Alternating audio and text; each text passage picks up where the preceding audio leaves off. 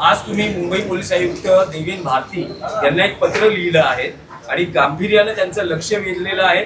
संजय दीना पाटील यांनी ज्या काही धमक्या तुम्हाला दिल्या असा त्यात उल्लेख आहे आणि पुढच्या काळात जर काही राजकीय कार्यकर्त्यांवर हल्ला झाला किंवा खून झाला तर त्याला सर्वस्वी संजय दीना जबाबदार राहतील असं तुम्ही पत्रात म्हटलंय.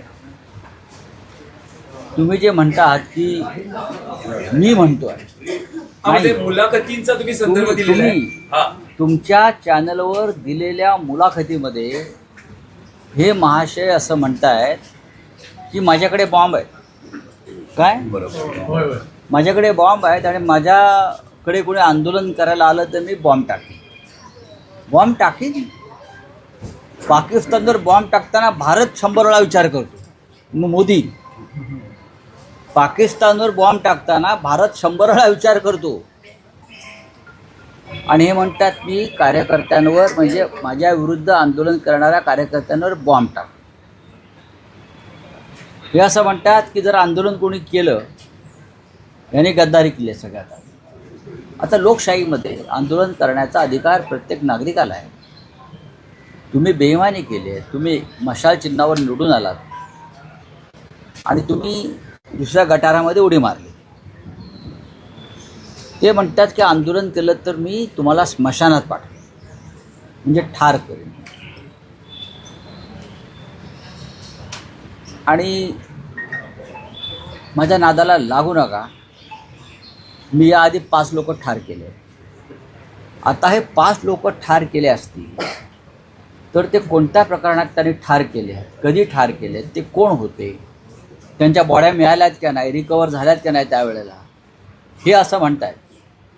तर त्याची चौकशी अत्यंत गांभीर्यानं गृह खात्यानं आणि मुंबई पोलीस आयुक्तानं केलं पाहिजे. जर बॉम्ब तुमच्याकडे असतील तर बॉम्ब तुम्हाला दिले कोणी? अतिरेक्याने दिले का? जर अतिरेक्यांकडून तुमच्याकडे बॉम्ब आले असतील तर दहशतवाद विरोधी पथकाकडे ही केस दिली पाहिजे. कारण बॉम्ब अतिरेकी बनवतात ना. मुंबईवरती बॉम्ब हल्ला कोणी केला? दाऊद इब्राहिमने केला किंवा पाकिस्तानमधल्या अतिरेक्यांनी केला, कसाबने केला. हे अतिरेकी आहेत, त्यांच्याकडे बॉम्ब होते आणि हा माणूस म्हणतो माझ्याकडे बॉम्ब आहे. एकनाथ शिंदे यांचा बॉम्बचा कारखाना आहे का? त्यांचा ड्रगचा कारखाना असल्याची मध्यंतरी बोंब होती. ते ड्रगचा कारखाना साताऱ्यामध्ये पकडला आणि तोच पैसा राजकारणामध्ये होतो. बॉम्बचा कारखाना त्यांनी बनवून हे जे गद्दार खासदार आहेत त्यांना बॉम्ब दिलं का घरात ठेवायला? कार्यकर्ते आले का वरून बॉम्ब टाका. याची चौकशी व्हावी आणि कोर्टामध्ये आता आमचं एक पिटिशन जाईल. आमच्या एकाही कार्यकर्त्याला हात लागला, कोणावरती खुनी हल्ला झाला ते त्याची जबाबदारी या बॉम्बची धमकी देणाऱ्यावरती आहे, लक्षात घ्या. आणि मी परत सांगतो, दादागिरी कोणी करायची नाही. आपण गद्दारी केली, आपण 50 कोटी गिळले आहेत ना. मग ते भाऊ वागचौरे असेल, संजय देशमुख असेल यवतमाळचा, परभणीचा तो संजय जाधव असेल, नागेश आष्टीकर असेल, तुम्ही तुमच्या अवकातीमध्ये राहावं. उगाच पोलिसांच्या मदतीनं किंवा अमित शहांच्या कवचकुंडलांवर शिवसैनिकांना डिवचू नका. तुम्ही म्हणतात ना शिवसेनेकडे आता काय आहे, राहिलं आहे काय राडा करायला. मग घाबरून पोलीस बंदोबस्तात 100 पोलीस घेऊन फिरतोय तो भाऊसाहेब वागचौरे. परवा शिर्डीला आमच्या 2000 कार्यकर्त्यांना अटक करून ठेवलं का? तर भाऊसाहेब वागचौरे शिर्डीत येणार आहे मतदारसंघात. 2500च्या आसपास कार्यकर्ते 8 पोलीस स्टेशनला अटक करून ठेवली त्यांनी आणि सगळे रस्ते बंद करून ठेवले. हां, हे काय इस्रायलचे प्राईम मिनिस्टर आहेत का सगळे रस्ते बंद करून ठेवायला? का प्रेसिडेंट ट्रम्पचा पोरगा आहे हा? काय कमिशनरने माझी विनंती आहे, हा अत्यंत गंभीर विषय आहे. हे बॉम्ब आहेत का? ते म्हणतात बॉम्ब आहे. त्यांनी कबुली दिली आहे गुन्ह्याची. आरोपी जो आहे त्या जेव्हा गुन्ह्याची कबुली देतो की माझ्याकडे बॉम्ब आहे म्हणजे तो आहे, ताबडतोब ॲक्शन व्हावी. बस. तुम्ही स्वतः सीपींना भेटणार आहात का? नक्कीच. निवेदन तर दिलं आहे, नक्की. अहो नक्की. माझ्या बाजूला बघा रमेश कोरगावकर विभाग प्रमुख आहेत. हां, आमचे दळवी आहेत, सुरेश दळवी आहेत, सुरेश पाटील आहेत.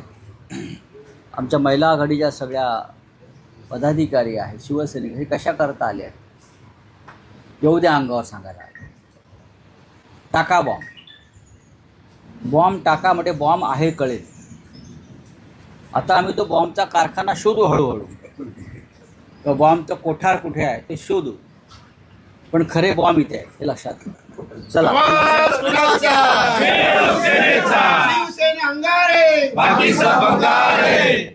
काल महाविकास आघाडीची बैठक पार पडली, ज्याच्यामध्ये 60 पैकी फक्त 37 आमदार उपस्थित राहिले. उद्धव ठाकरेंनी चिंता व्यक्त केलेली आहे नाही, की मी होतो त्याच्यामध्ये, लक्षात घ्या. आता कालच्या बैठकीला सुनील राऊत नव्हते, बरोबर ना? का नव्हते? त्यांच्या भागामध्ये एक भिंत कोसळली, पावसामुळे एक मोठी भिंत कोसळल्यामुळे काही लोक तिथे जखमी झाले, अडकले. त्यांनी मतदारसंघातच राहिला पाहिजे. रोहित पवार नव्हते, रोहित पवार एका आंदोलनामध्ये अडकले. जयंतराव पाटीलसुद्धा अशाच एका असे काही अनेकांनी आपली ती भूमिका कळवली.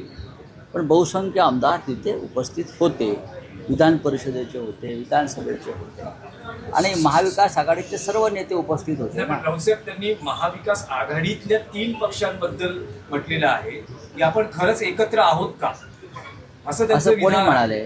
उद्धव ठाकरेंचं विधान आहे बैठकीतलं, असं कळत आहे. कारण नाही, तुम्हाला कळतंय ते कळतंय, पण ते बोललेत का? माध्यमांना आतमध्ये परवानगी नव्हती. मग तुम्ही कसं काय सांगता ते असं बोलले? आम्हाला कळतं. उद्धवजींनी असं, बघ, तुमचे सोर्सेस काय आहेत हे मलाही माहिती आहे. मी तुमचा सगळ्यात मोठा सोर्स आहे हे तुम्हाला माहिती आहे. एवढंच मी,